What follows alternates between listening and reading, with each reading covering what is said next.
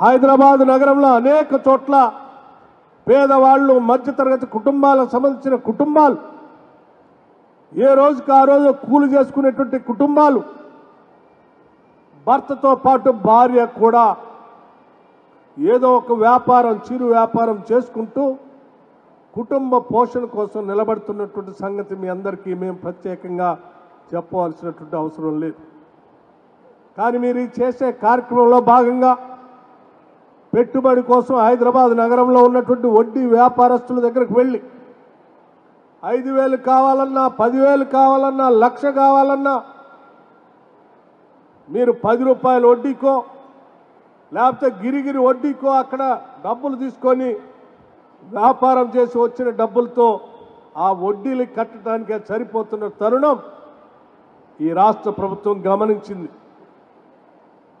అందుకే ఈరోజు హైదరాబాద్ నగరంలో ఉన్నటువంటి అన్ని బస్తీల్లో చివరికి మధ్యతరగతి కుటుంబాలకు సంబంధించిన మహిళలకు కూడా చిరు వ్యాపారాల దగ్గర నుంచి మొదలుపెట్టి పెద్ద ఎత్తున వ్యాపారాలు చేసేవారికి చివరికి బస్సు కొనుగోలు చేసే స్థాయి వరకు ఉన్నటువంటి మహిళలకు కూడా డ్వాక్రా సంఘాల్లో సభ్యులుగా చేర్పించి వడ్డీ లేని రుణాలు ఇచ్చి ఆ రుణాల ద్వారా మీరు వ్యాపారాలు చేసుకొని పెద్ద ఎత్తున ఆర్థికంగా నిలదొక్కుని కుటుంబంలో ఉన్న పిల్లల్ని చదివించుకోవటానికి కుటుంబ అవసరాలు తీర్చుకోవటానికి ఈరోజు రాష్ట్ర ప్రభుత్వం మీ అందరికీ చేయూతను అందిస్తూ ఉంది.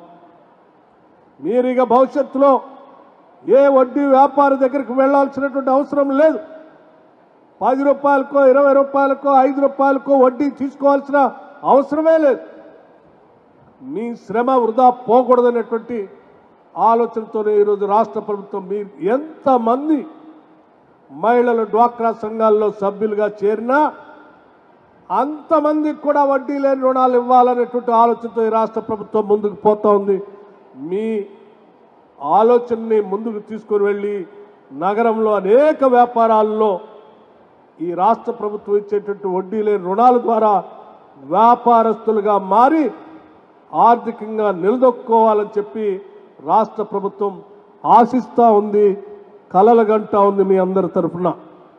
అందుకే చాలా ధైర్యంగా రాష్ట్ర ముఖ్యమంత్రి చెప్తా ఉన్నాడు, 1 కోటి మంది మహిళల్ని కోటీశ్వరులుగా చేస్తాము. ఎన్ని ఆర్థిక ఇబ్బందులున్నా వడ్డీ లేని రుణాల కోసం ఏమాత్రం వెనకడుగు వేయమని చెప్పి చాలా స్పష్టంగా చెప్తూ ఇచ్చినటువంటి వడ్డీ లేని రుణాలను వ్యాపారం చేసుకోవడానికి కావలసిన మార్గాల్ని కూడా చూపిస్తా ఉన్నారు.